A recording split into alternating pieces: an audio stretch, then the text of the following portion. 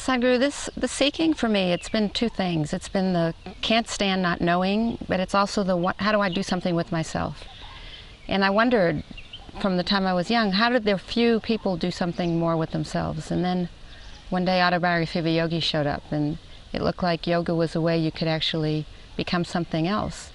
So I tried all this yoga. I tried the yoga from Autobiography of a Yogi, and I tried Tibetan Buddhism and Vipassana, and for years I tried different practices, and even nothing, I could never make anything really work like it was going to, in my core I felt like I needed a way in, but nothing really worked until I got here, and suddenly something is catching fire, and I don't understand, what is this? It's something alive now, and it doesn't even seem that different from some of what I've done before, but it's different, it's hugely different. So what is it?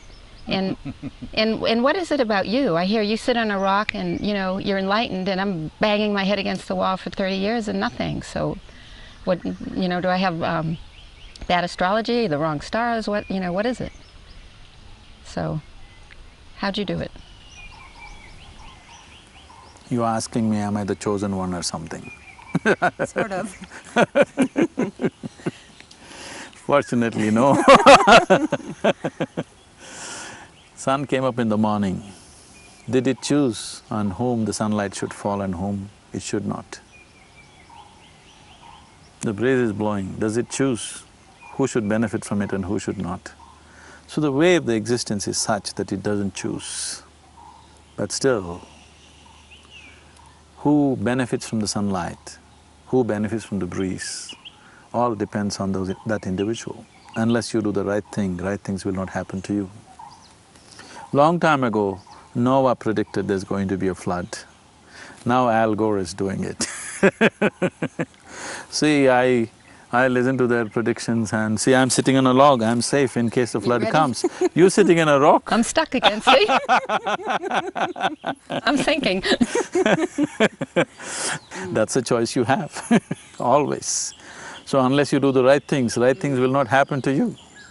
Both of us may say the same things, but what we take out of it is still individual, isn't it? So this is the freedom that a human being has, that he can make every moment of his life a doorway to the beyond, or he can make every moment of his life a barrier and a hurdle and a bondage in his life. So the very yoga that you do can become a bondage if it is not given in its live form. You bending and twisting every day in the morning is quite a bondage unless it is alive. When I say it's alive, I'm talking about subjectivity in the spiritual process that cannot be done in a yoga studio, that cannot be done in uncommitted atmospheres. This is the reason why in this tradition, in this culture, there has been such an emphasis on a live guru, because just teaching a method is not enough. The method has to be alive. Alive means you have to infuse life into it, otherwise it'll not work. When Patanjali gave the Yoga Sutras, the word sutra literally means a thread. Yoga Sutras are the greatest document on life on this planet really, if you look at it that way. But it's a scientific statement, so it doesn't come out as a religious book, it doesn't come out as a scripture, but it is like a scientific statement, series of formulae, that's what it is.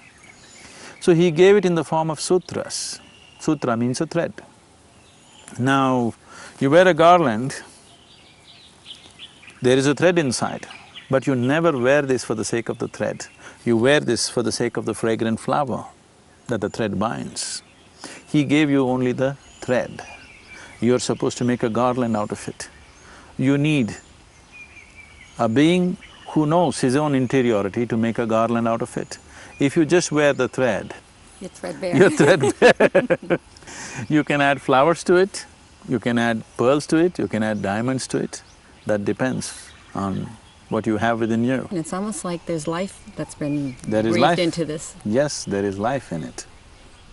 Yoga is the science and technology which allows this human mechanism to function at its ultimate possibility. To use this mechanism as a stepping stone to go beyond the limitations of the physical, to know life in its full depth and potential. So, it has to be transmitted, not taught. It has to be transmitted as a live process. If it is taught, the same things are taught as an instruction or a bundle of instructions, it doesn't work that way. So that difference, I think you have experienced in the last few years. Sadhguru, so what happened to me when I came here? I was on 4 prescription medications, one for insomnia, one for hyperthyroidism. I couldn't walk across the room without all the blood rushing out and feeling like I was going to faint. And then I met you, I do these practices, and in 3 months, all the prescriptions drop, and I go back to the doctor. I thought I told you 3 months is enough to get you out of that mess. You did tell me 3 months, but I didn't believe that 3 months could really do it. And even without believing it, doing the practice, 3 months still, it was almost like a miracle that suddenly I don't need the prescription drugs to sleep. I go to the doctor and he does my blood work. He's got me on this thyroid medicine to keep my blood pressure from being too low. It was a high risk for a heart attack, and he gets my blood and it's normal. And he's not a New Age crystal gazing doctor. He's a, hardcore endocrinologist, very well respected. And he comes in with my blood work and says, "This is astonishing. This is astonishing. This is astonishing. I've never had anybody as hyperthyroid as you were get this well this quick." And he said, "What are you doing?" And I said, "Well, I'm doing this yoga." And he said, "I should do it." I said, "Yes, you should do it." Yes, he should. But I tried everything else before to straighten all these things out, and nothing worked. And I didn't come here for my health, but yet my health in 3 months, it just got completely normal. So I couldn't sit cross-legged. 5 years later, I can, it's like I'm younger than I was 5 years ago. So. How old are you, Cheryl? Too old. You're not supposed to ask a woman how old she is. Don't tell me.